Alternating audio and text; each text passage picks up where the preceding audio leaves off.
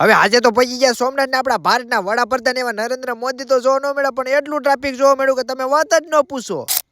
તો જય માતાજી મિત્રો, હું છું તમારો પ્રિય નીરો લોક ને સ્વાગત છે તમારો મારા વેલા મોરબીની વ્લોગ. કારણ કે આજે તમારો ભાઈ લાઈફમાં પહેલી વખત 3 વાગે જાય અને હવારના પોરમાં આંખો નથી ખુલતી ને કઈ દસ નથી હુસતી. પણ પછી નાવું ન પડે ને એવી ફટાફટ લઈ લીધી ગોળીઓ ને નાયા ધોયા વગીનો થઈ ગયો કમ્પ્લીટ.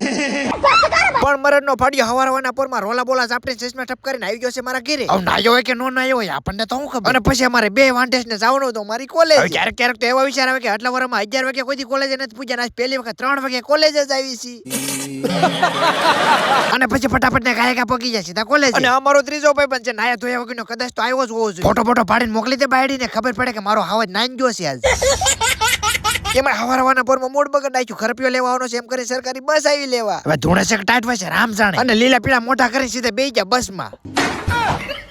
જો ભાભીને ફોન આવ્યો, ભાભીને ખબર પડી ગઈ શેર નાયા તો એ વગર ગયો તો બારો. એમાં આ સરકારી બસનો ડ્રાઈવર એવો જોલીને કે તમે વાત જ ન પૂછો. કારણ કે એક કોટે ભેગું ન થયું તો બબે તો બ્લેન્કેટ ઓઢવા પડ્યા. પહોંચી ગયા સાવરકુંડલા, મને હવારના પોરમાં મફતની કોકને ચા ટપકા લીધી. એમાં સર આવીને પાડી જાય ને કે લુખી નાવ તમે અહીંયા ચા પીવા આવ્યો છો કે મોદી સાહેબ ને સાંભળવા આવ્યા છો.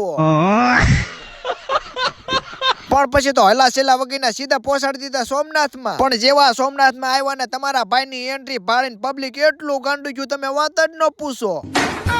એમાં ભાઈ આટલા પબ્લિક નું મેનેજમેન્ટ કરવું ભાઈ ગુજરાત પોલીસ ને સલ્યુટ છે. અને સોમનાથ વાળા કોમેન્ટ બોક્સમાં કોમેન્ટ કરીને કોઈ આ નદીનું નામ શું છે. પણ અમે તો પછી અમારી સરકારી બસ ને પાર્કિંગમાં મેકીને અમે કરી એન્ટ્રી અંદર. પણ આ તો ભાઈ પગ મેકવાની જગ્યા ને કીડિયું ઉભરાઈ એમ પબ્લિક ઉભરાણું છે. ઓ એકાદો ફોટો પાડી લો ગામને કેવા થાય કે અમે સોમનાથ જઈને વી આવ્યા.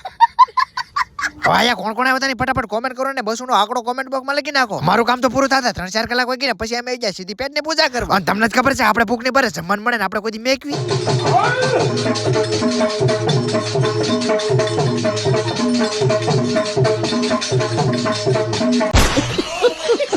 હવે આજનું કામ તો પૂરું થઈ ગયું. હવે ઘરે જ્યારે પૂગ્યું નક્કી નથી, બાકી આજનો લોક આ સુધી લોકો જો કોમેન્ટ કરજો ને હોય તો ફોલો કરી નાખજો. મળશું પાછા આવા નવા લોક સાથે. બાય બાય ને જય માતાજી.